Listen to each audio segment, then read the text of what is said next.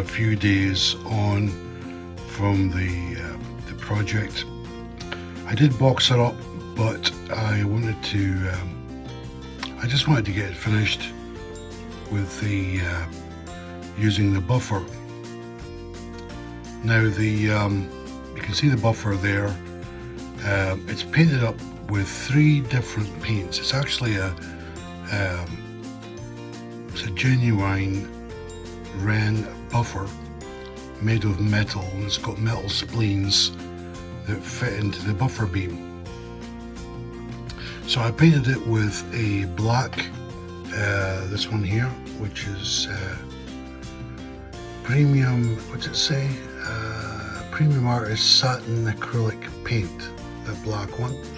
So I painted it firstly with that, then the main body of the buffer with Humbrol Satin 174, which when you take it, when you're using it, when you're mixing up the paint and stuff, it doesn't actually look to be maybe the right shade, but trust me, it's absolutely spot on for this buffer beam anyway. And then just on the ends, as per Wrenn, some metallic paint. That's number 66, is it? I think it is, yeah. Anyway, so the buffer is ready to go. So what we're going to do is, I'll just show you the buffer beam where it's going to be fitted.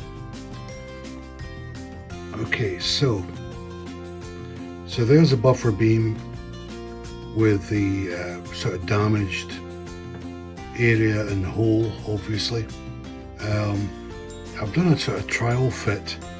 It's not too bad in terms of, you know, we've got 80% of the buffer beam to hold the buffer piece, so it's not as if I'm completely rebuilding a buffer beam.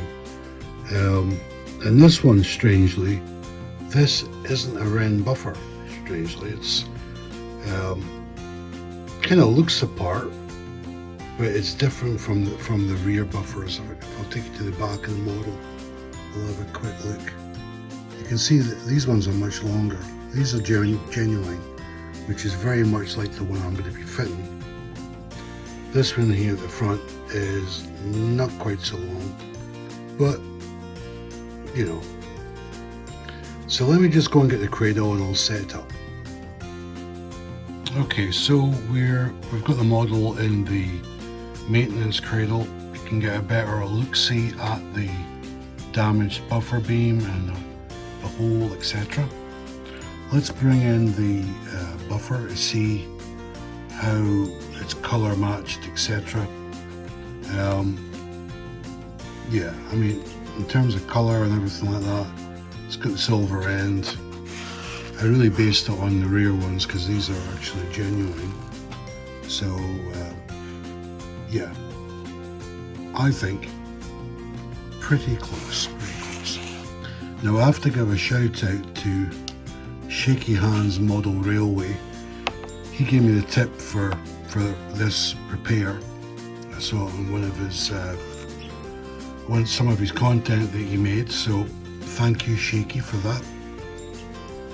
So this is basically, nail glue made by a popular pharmacist shop in the UK, and so what I'm going to do is fit this in here, and obviously there's a hole along the top, or that's where the gap is, and the gap's going to be filled up with this. And once it's set, we'll paint it up with the buffer beam color and check it out. There's a very, very slight difference between the buffer that's still here and this one. This is a shorter one, as I was saying earlier. It's not a Wrenn buffer. But to be quite honest, I mean, I could take this one out, but with the model being the age it is, I don't know if the plastic is going to hold that surrounds the buffer and it might crack. So I'd rather in this case leave it as is. I mean, I'll always know when the model's running that the two buffers are slightly different, but from a distance I don't think you would be able to tell, quite frankly. So yeah, this is the first time I've actually done this type of repair, so I'm interested to see how it goes. I'm just going to use it sort of sparingly at first to see how it goes on. Although I would say about this buffer thing, once I fit this in, I won't be taking it out. So that's kind of my thought on this.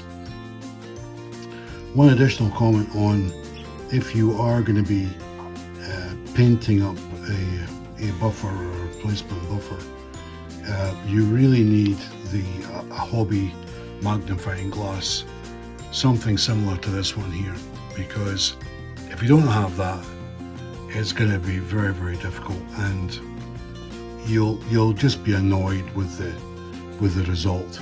You know, this is it's so tiny, and to get the best result you need a magnifying glass. I don't know how much power this is, but these hobby things are widely available, and I would highly recommend it for doing this type of job. So anyway, I'll get cracking, get this nail resin in, and see how it goes. Okay, we're back again, and I finished using this nail glue. I wasn't that impressed with it. First mistake I made was I just applied it from the bottle, took the cap off, and the nozzle is so free flowing or fast flowing, it's not precise. So that was the first problem. I had to adapt, and I applied a very small amount on this beam because there is a tiny crack there, and you can see that it's drying already. That's after sort of 10-15 minutes. There's more applied on this buffer beam,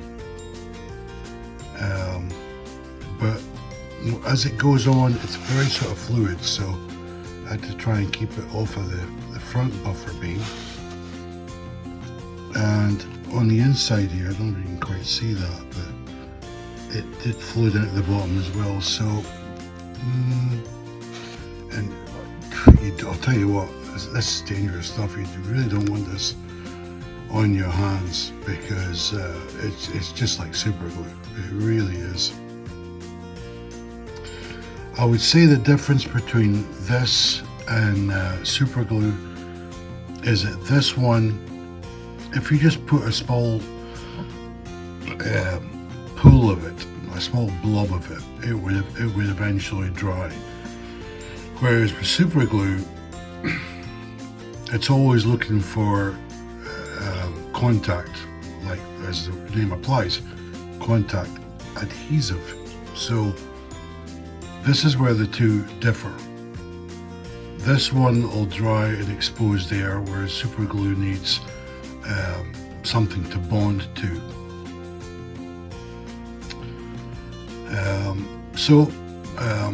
Again, here's my advice, my tip. If you are going to use something like this, apply it to a cocktail stick. Let me just bring one into the shot. Just give me a second. Like so. Apply it to this, and then apply to the area that you want. Out of the bottle, bad idea. If you get stuff on your hands, down tools, wash your hands in warm soapy water immediately and get that stuff off your hands. Didn't really enjoy using this stuff, but hey, look, if it works, fantastic. I'll need to let this cure for at least 2 or 3 hours. I think it'll do the job. I think what's going to have to happen is I'll let it dry, paint it, apply some more, paint it. I'm going to have to layer it, I think. Anyway, I'm still delighted with this LMS R1. It's just such a beautiful model, and the fact that it was a non-runner and getting it back into pretty decent running characteristics, I'm delighted. Oh, and let me change the colour of the lighting, the studio lighting. 1 second. There we go. Yeah, it was in warm colour lights, so I didn't see it quite so well. Anyway, so yeah, I think I'll wrap up what I'm doing today with this. I've always got multiple projects going on, and I can move on to other things while this is drying, and we'll come back to it again tomorrow. Just on the subject of this buffer beam, you think it's a tiny little piece of the model, but 3 different coat applications of paint, and on each one you have to wait for that to dry. So it's taken me like 3 days on this buffer, and then I've got the gluing thing, which will add another day, and there's some painting another day. It just goes on and on. Anyway, it's all good fun. Alright, I will see you soon. Hi, welcome back. It's a day later, and you can see that the buffer is pretty secure in the beam. So the nail glue actually worked. So what I'm going to do now is I'm going to paint this with Humbrol Satin 174, and I'll let you see it before I leave it to dry. But all in all, yeah, quite pleased with that. There's a little bit of a glue mark on the front buffer beam, but I think I'll just maybe put a thin coat of the crimson satin paint on it just to hide it. So yeah, I'll bring you back once I've painted it up. Okay, and the painting part of the project is finished. So I used the Humbrol Satin 174. I used a cocktail stick rather than a brush because you really needed precision, and I prefer using a cocktail stick for that type of specific work, because it ends up, you feel like you're using a fine pencil or a fine pen. With brushes, sometimes when you're dealing with work, it's so tiny. It's really very difficult with a brush. You sometimes can have too much paint or not enough paint, and even the length of the bristles of the brush can be a problem. So anyway, I'll just move it around so you can have a quick look.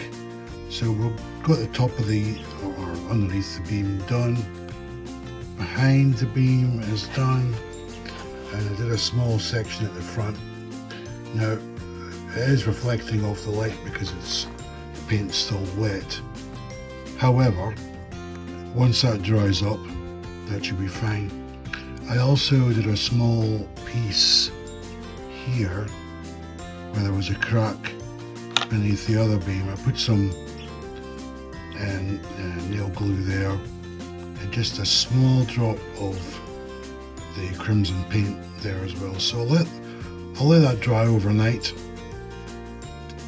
We'll have a look at it tomorrow. Welcome back, another day on, and the paint has dried on the buffer beam, and I'm really delighted to say that the paint is matched in perfectly with the buffer beam. And in terms of the repair, I would personally give it like 9 out of 10. I'm really pleased with it. I'll try and move the model around so you can have a quick look at the areas that's been painted. fact, let me try and change the studio lighting a little bit. Okay. Now you'll see in behind there, that's now sorted out as well. There was a lot of excess glue marks at the front, and I just went over it a little bit with the that satin paint, and yeah, good job. Okay, so we've got the LMS Wrenn R1 onto the track, and we can have a quick look at the repaired buffer beam. So the one on the left side is the one that's been repaired, and the one nearest the camera, I've yet to decide whether I'll replace that in the future or just leave as is. I think at the minute, because of the age of the model, etc., and you know, from a distance, you know, there's two buffers on it. It's fine. It's fine. So let's just give it one quick sort of lap. Oh, the train of wagons that we have for the R1 to take round is Wilson's and Clyde Netherburn, which is made by Oxford, LMS brake wagon made by Wrenn, and the last one at the end is one I picked up very inexpensively recently. It's a mainline brake wagon. I think it might be the dance hall class, I'm not sure, but I didn't have one brake van in that particular style. If I do find the exact name of it, whether it's dance hall or something different, I'll maybe just tag it onto the video so that you know. Alright, let's back up the R1 and see if we can get this train once around the track. You know, I'm not sure, it's just the wagon is a little bit hidden. Let's try and see. Okay, it's coupled fine, good.